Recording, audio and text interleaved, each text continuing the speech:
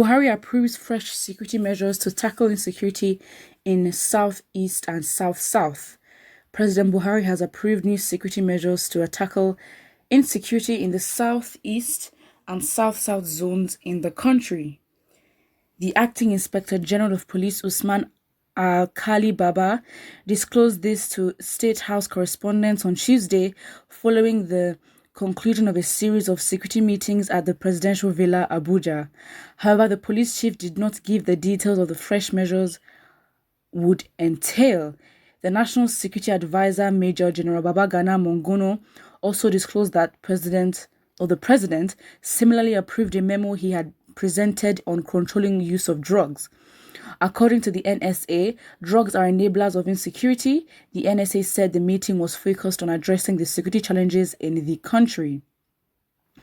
Oh, wow. All right.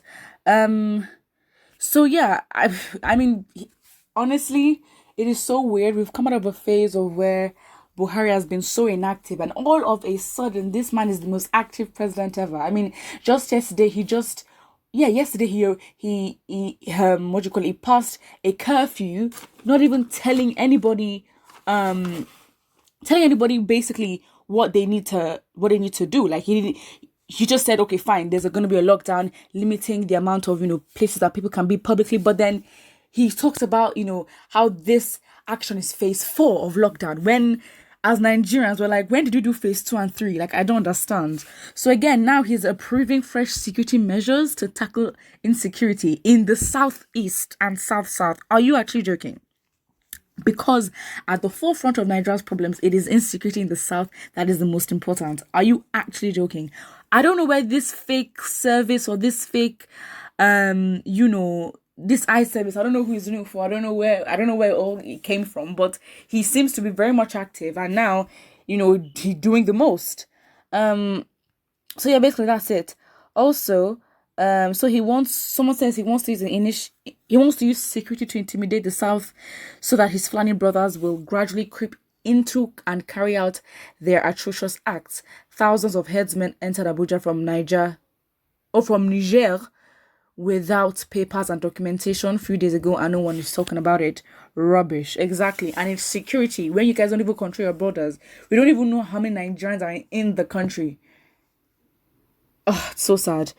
Somebody says they are just wasting their time with those meetings. The only solution to the problem is in the Southeast, South is referendum for Biafra. Well, I don't know. It just seems very much fake. I don't care what he plans to do. I don't care what the measures are. It's just like, oh, really? It is now, like right now, that you actually choose to nah, doesn't make sense. I don't know where all this fake activism is, or active. I don't even know. Like, when did he start doing the most? No one asked. And then the things that he's doing are very irrelevant. So it's like, it's now you want to impose lockdown phase 4, as if again, you don't move up phases. You have to do the phases first of all, and depending on how successful those phases are, then you move upwards. We haven't even done phase 2 and 3, let alone trying to go up to phase 4. Are we aware of what is happening in our country as Nigerians? It doesn't seem like it. Someone says, while Boko Haram have started sharing food and money, winning souls to their fold, hoisting flags around the northern Nigeria, and unknown gunmen pursuing the chief of staff in the villa, the president decided to concentrate more on Southeast and South-South. The president's love for peace and stability in the South is so amazing. It's true, and this person put, of course, laughing emojis with an exclamation mark. But it is true. I don't understand how. Like, how? Doesn't make sense. Somebody says, please, Sahar, be careful with your reports. Just say that suspected Buhari has approved fresh security measures. Well, what do we suspected? I mean, the same person yesterday imposed a curfew and lockdown phase 4. I don't understand what that means.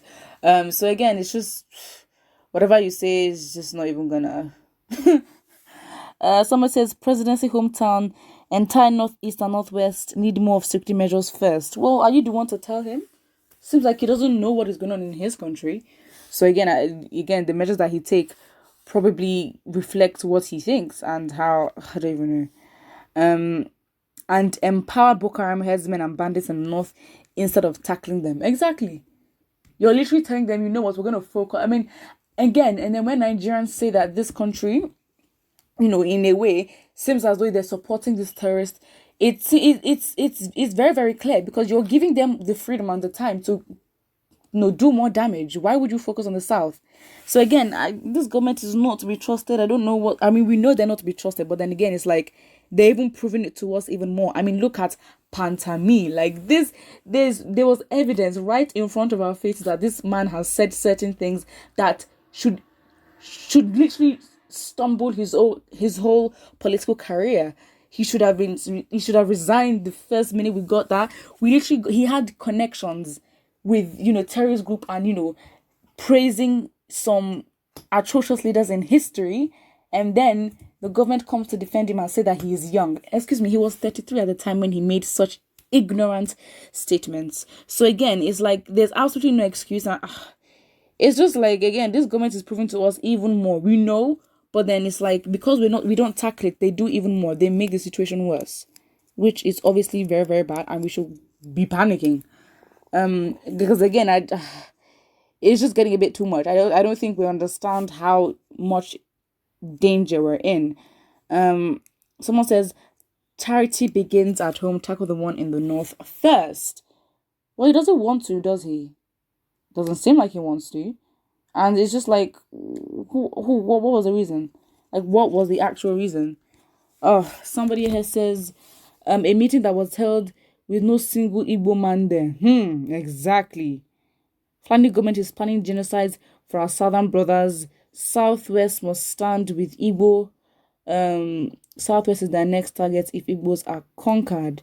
They wouldn't be. And I think that as Southeast, obviously we have, the security of faith, but we need to invest in ourselves. I mean, obviously the investment that we need to, carry our supply, make our own arms, and be fortified, obviously takes years and years of investment, which the Nigerian government has lacked, the ability to do. However,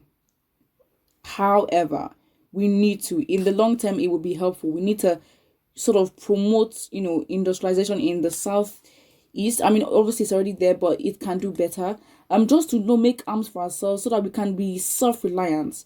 So we don't have to get into compromising solutions because we are desperate to look for a solution. Because again, it seems that that's what happened for us, and that sort of set the precedent to how we got our independence, which was not a favorable deal because it was given to us, and it was more of a negotiating or demanding deal from the side of the British. So that's what my personal opinion is. I just think that, again, what we need to learn is that we cannot be desperate to get a change where we then compromise our futures.